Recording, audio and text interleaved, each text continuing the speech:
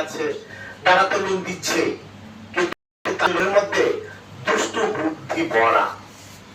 কোনো না কোনো ভাবে আপনাকে লোন দিয়ে আপনার ফ্যামিলিকে ধ্বংস করে দেবে। তারা লোনের কপর থেকে বের হতে পারে না। একজনকে আমি জিজ্ঞেস করেছিলাম যে তুমি যে লোন নিয়েছো কত নিয়েছিলে? 10,000। তখন কত বছর আগে? আমি নিয়েছিলাম আজ থেকে প্রায় 30 বছর আগে 10,000 টাকা নিয়েছিলাম। তুমি এখনো কিস্তি টানো? আমি 10,000 টাকা কিস্তি টানা শেষ করি, আবার স্যারেরা এসে আমাকে নানাভাবে বুঝিয়ে আবার লোনের ব্যবস্থা করেন। তাহলে কি দাঁড়ালো? আবার লোনের খপ্পরে পড়লেন।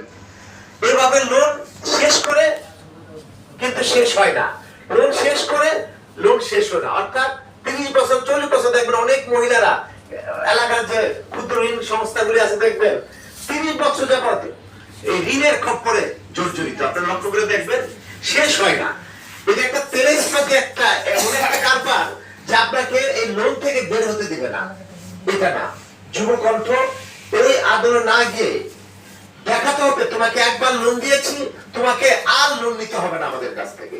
তুমি এই 10,000 টাকা দিয়েই স্বাবলম্বী হবে, এই 10,000 টাকা দিয়েই তুমি ধনী শ্রেণীতে উন্নতি হবে, তোমাকে আর লোন নিতে হবে না, উল্টো তুমি লোন দিতে পারবে। তাই তাবিজি ভাই এটা হওয়া উচিত। এটা দেখেন আপনারা পারেন। আজকের এই অনুষ্ঠানের বক্তব্যে আমার মূল কথা এটাই, কিন্তু একটা লোন দেওয়ার ব্যবস্থা করবেন, দ্বিতীয়বার যেন লোন দিতে না হয় তাকে, একই ব্যক্তিকে। আমরা এই ধরনের প্রথা থেকে বের হয়ে আসতে হবে। হ্যাঁ, এটা একটা বিষয় হতে পারে।